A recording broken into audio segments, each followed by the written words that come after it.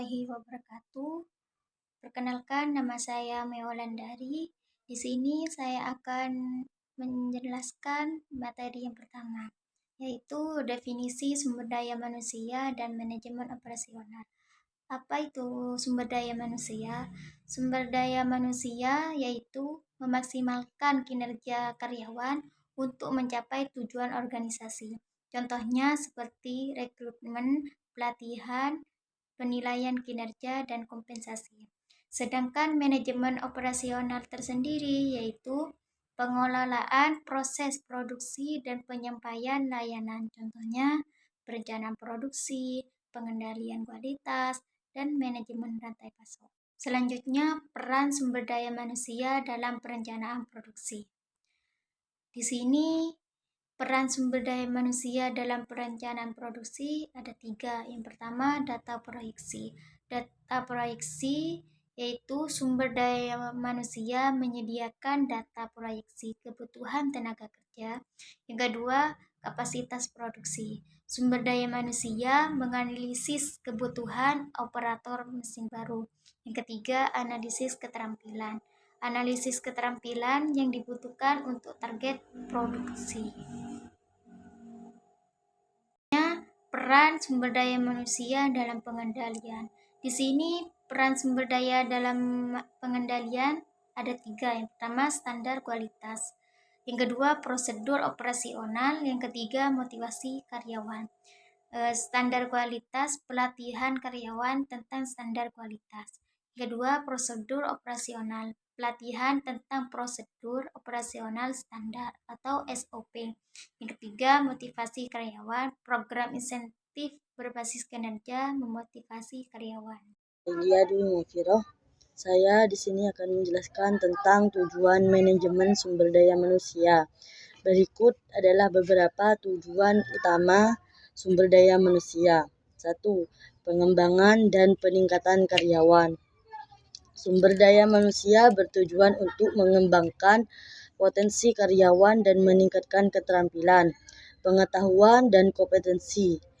Mereka dapat mencapai melalui pelatihan dan pengembangan, program pengembangan karir, pembinaan, dan program penghargaan dan pengakuan yang mendorong kinerja yang lebih baik. 2. Meningkatkan kinerja organisasi. SDM bertujuan untuk meningkatkan kinerja organisasi secara keseluruhan. Hal ini melibatkan manajemen kinerja yang efektif, penilaian kerja yang objektif, penyusun tujuan yang terukur, dan pengelolaan karyawan yang tidak memenuhi harapan. MSDM juga berusaha meningkatkan produktivitas, kualitas, dan efisiensi kerja dalam organisasi. 3. Meningkatkan kepuasan karyawan. Tujuan SDM adalah menciptakan lingkungan kerja yang memotivasi dan memuaskan karyawan. Ini melibatkan pengakuan atas kontribusi karyawan, menyediakan kesempatan pengembangan dan promosi, menjaga keseimbangan kerja hidup, dan memastikan keadilan dalam perlakuan terhadap karyawan. 4. Meningkatkan hubungan industrial dan manajemen konflik. SDM bertujuan untuk membangun hubungan yang baik antara manajemen dan karyawan serta antara serikat pekerja manajemen. Ini melibatkan manajemen konflik, negosiasi perjanjian kerja, konsultasi dengan serikat pekerja, dan penyelesaian sengketa yang adil. 5. Menerapkan kebijakan dan praktik hukum yang sesuai. MSDM bertujuan untuk memastikan kepatuhan terhadap peraturan ketenagakerjaan, perlindungan, keselamatan, dan kesehatan kerja.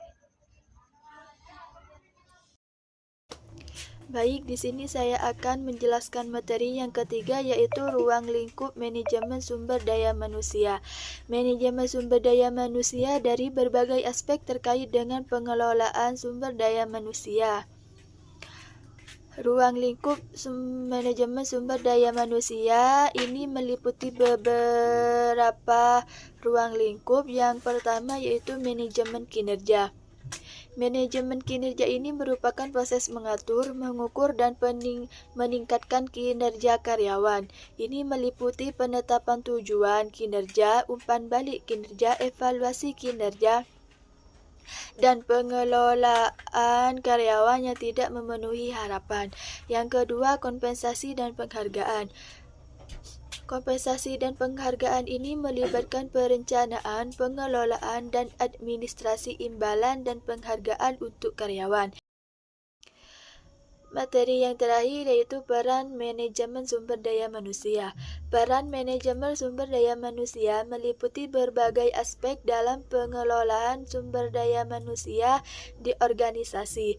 Berikut ada beberapa peran utama dalam manajemen sumber daya manusia. Yang pertama yaitu pengembangan dan peningkatan karyawan. Sumber daya manusia ini memiliki peran dalam pengembangan potensi karyawan dan meningkatkan keterampilan, pengetahuan, dan kompensasi mereka. Ini melibatkan perencanaan dan pelaksanaan program pelatihan dan mengembangkan pembinaan karyawan dan program pengembangan karir. Yang kedua, manajemen kinerja. Manajemen kinerja ini bertugas mengatur, mengukur, dan meningkatkan kinerja karyawan.